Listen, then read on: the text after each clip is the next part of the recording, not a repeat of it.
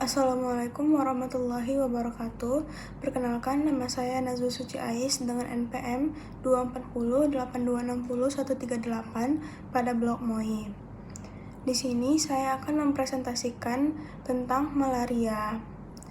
Pengertian dari malaria yaitu malaria adalah penyakit menular yang disebabkan oleh parasit Plasmodium, ditularkan melalui gigitan nyamuk betina Anopheles yang terinfeksi. Jenis-jenis dari parasit malaria ini, yang pertama ada Plasmodium falciparum. Distribusi dari Plasmodium falciparum ini banyak ditemukan di Afrika, Sub-Sahara, Asia Tenggara, dan Amerika Latin.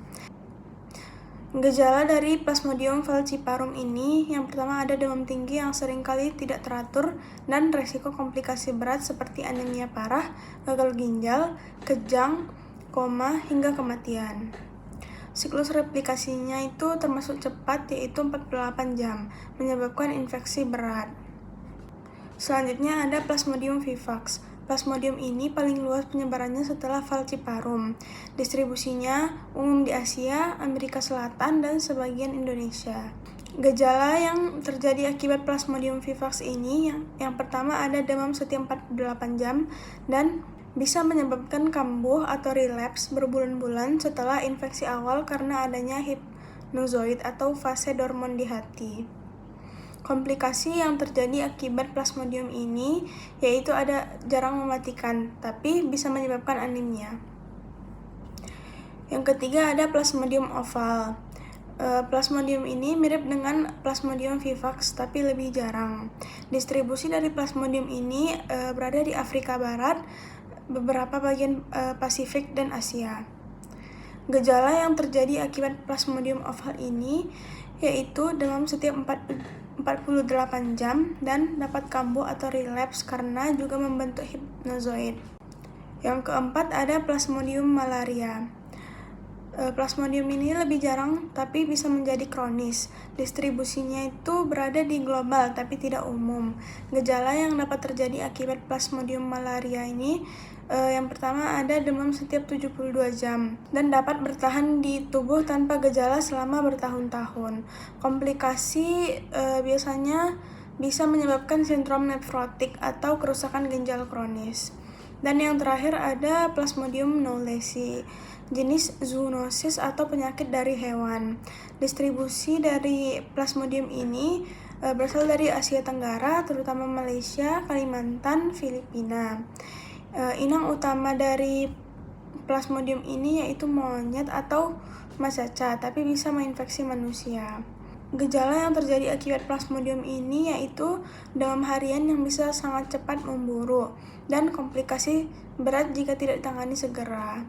Siklus replikasinya sangat cepat, 24 jam, sehingga bisa menyebabkan peningkatan parasit dalam darah secara drastis.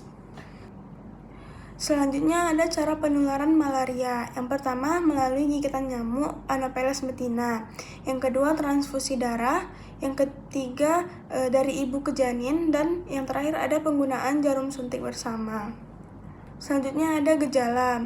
Gejala dibagi menjadi dua, ada gejala awal dan gejala lanjutan atau komplikasi. Gejala awal seperti demam tinggi, menggigil, sakit kepala, mual dan muntah, dan nyeri otot.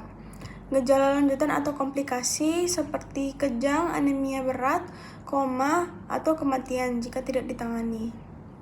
Pencegahan yang dapat kita lakukan agar tidak terkena malaria dengan cara yaitu tidur dengan kelambu berinsektisida. Yang kedua, menyemprot rumah dengan insektisida. Yang ketiga, menghindari genangan air atau sarang nyamuk. Yang keempat, minum obat pencegahan saat ke daerah endemis. Dan yang terakhir ada vaksin malaria. Yang terakhir ada cara mengatasi penyakit malaria dengan cara yang pertama diagnosis cepat.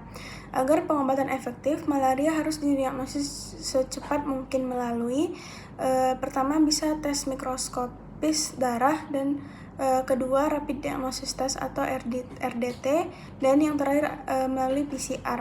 Yang kedua pengobatan sesuai jenis parasit. Yang ketiga penanganan komplikasi atau penanganan malaria berat. Jika pasien menunjukkan tanda-tanda malaria berat, rawat inap di rumah sakit.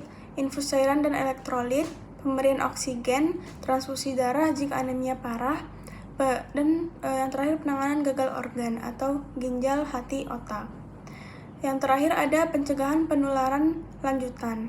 Untuk menghindari penularan dari pasien ke nyamuk, kita bisa melakukan beberapa hal seperti pasien harus tidur di bawah kelambu, lingkungan sekitar rumah dibersihkan dari genangan air, dan fogging atau penyemprotan insektisida di daerah endemis.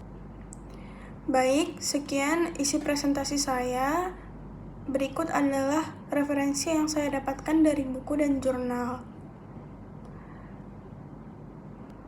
Apabila kata-kata saya kurang berkenan, saya mohon maaf. Terima kasih sudah menonton. Saya akhiri dengan wabillahi taufiq wal hidayah. Assalamualaikum warahmatullahi wabarakatuh.